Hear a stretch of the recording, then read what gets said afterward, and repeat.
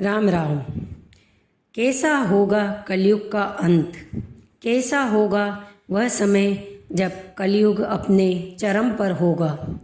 कब जन्म लेंगे भगवान कल की? श्रीमद् भागवत महापुराण के 12वें स्कंद में कलिकाल का वर्णन किया गया है। श्री सुखदेव जी कहते हैं, परीक्षित, समय बड़ा बलवान है।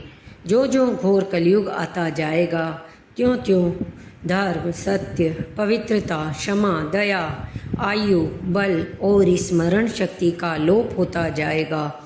कलयुग में जिसके पास धन होगा उसी को लोग कुलीन, सदाचारी और सद्गुणी मानेंगे। जिसके हाथ में शक्ति होगी वही धर्म और न्याय की व्यवस्था अपने अनुकूल करा सकेगा। विवाह संबंध के लिए कुलशील, योग्यता आदि की परख निरख नहीं रहेगी। युवक युवती पारस्परिक रुचि से ही संबंध हो जाएगा। व्यवहार की निपुणता सच्चाई और ईमानदारी से नहीं रहेगी। जो जितना छल कपट कर सकेगा वह उतना ही व्यवहार कुशल माना जाएगा। वस्त्र, दंड, कमंडल आदि से ही ब्रह्मचारी, सन्यासी आदि आश्रमों की पहचान होगी और एक दूसरे का चिन्ह स्वीकार कर लेना ही एक से दूसरे आश्रम में प्रवेश का स्वरूप होगा। जो घूस देने या धन खर्च करने में असमर्थ होगा उसे अदालतों से ठीक ठीक न्याय न मिल सकेगा। जो बोलचाल में जितना चालाक होगा उसे उतना ही बड़ा पंडित माना जाएगा। जो जितना अधिक दंभ पाखंड कर सकेगा उसे उतना ही बड़ा साधु समझा जाएगा। विवाह के लिए एक दूसरे की स्वीकृति ही पर्याप्त होगी। शास्त्रीय विधि विधान की, संस्कार आदि की कोई आवश्यकता न समझी जाएगी। लोग दूर के तालाब को तीर्थ मानेंगे और निकट के तीर्थ माता पिता आदि की उपेक्षा करेंगे। सिर पर बड़े बड़े बाल रखना ही शारीरिक सौंदर्य का चिन्ह समझा जाएगा। जीवन का सबसे बड़ा पुरुषार्थ होगा अपना पेट भर लेना। जो जितनी ढिठाई से कर सकेगा उसे उतना ही सच्चा समझा जाएगा। धर्म का सेवन यश के लिए किया जाएगा। इस प्रकार जब सारी पृथ्वी पर दुष्टों का बोलबाला हो जाएगा तब राजा होने का कोई नियम न रहेगा। जो बली होगा वही राजा बन बैठेगा। उस समय के नीच राजा अत्यंत निर्दयी एवं कुरूर होंगे। लोभी तो इतने होंगे कि उनमें और लुटेरों में कोई अंतर न किया जा सकेगा। वे प्रजा की पूंजी एवं पत्नियों तक को छीन लेंगे। उनसे डरकर प्रजा पहाड़ों और जंगलों में भाग जाएगी। उस समय प्रजा तरह तरह के शाक, कंदमूल, मांस, मधु, बीज, गुठली आदि खाकर अपना पेट भरेगी।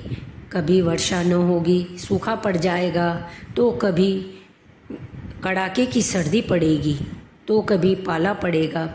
कभी आंधी चलेगी, कभी गर्मी पड़ेगी, तो कभी बाढ़ आ जाएगी। इन उत्पातों से आपस में संघर्ष से प्रजा अत्यंत पीड़ित होगी। लोग भूख, प्यास और नाना प्रकार की चिंताओं से दुखी रहेंगे। रोगों से तो उन्हें छुटकारा ही नहीं मिलेगा। धर्म में पाखंड की प्रधानता हो जाएगी। राजा महाराजे डाकू लुटेरों के समान हो जाएंगे। मनुष्य चोरी, झूठ तथा निरपराध हिंसा आदि नाना प्रकार के कुकर्मों से जीविका चलाने लगेंगे। गौवें बकरियों की तरह छोटी छोटी और कम दूध देने वाली हो जाएंगी। वानप्रस्थी और सन्यासी आदि विरक्त आश्रम वाले भी घर गृहस्थी जुटाकर गृहस्थों का सा जीवन करने लगेंगे।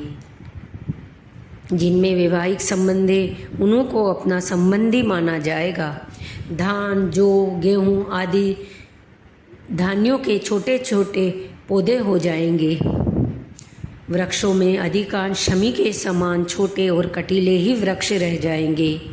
बादलों में बिजली तो बहुत चमकेगी परंतु वर्षा कम होगी। गृहस्थों के घर अतिथि सत्कार या वेद ध्वनि से रहित होने के कारण अथवा जनसंख्या घट जाने के कारण सुने सुने हो जाएंगे। परीक्षित, अधिक क्या कहें, कलयुग का अंत होते होते मनुष्य का स्वभाव गधों जैसा दुस्सह बन जाएगा। लोग प्राय गृहस्थी का भार ढोने वाले और विषयी हो जाएंगे। ऐसी स्थिति में धर्म की रक्षा करने के लिए सत्व गुण स्वीकार करके स्वयं भगवान अवतार ग्रहण करेंगे। उन दिनों शंबल ग्राम में विष्णु यश नाम के एक श्रेष्ठ ब्राह्मण होंगे। उनका हृदय बड़ा उदार एवं भक्तिपूर्ण से पूर्ण होगा। उन्हीं के घर कल्कि भगवान अवतार लेंगे। वे देवदत्त नामक शीघ्रगामी घोड़े पर सवार होकर दुष्टों को तलवार के घाट उतार कर ठीक करेंगे। उनके रोम रोम में अतुलनीय तेज की किरणें छिटकती होगी। वे अपने शीघ्रगामी घोड़े से पृथ्वी पर सर्वत्र विचरण करेंगे और राजा के वेश में छिपकर रहने वाले कोटि कोटि डाकुओं का संहार करेंगे।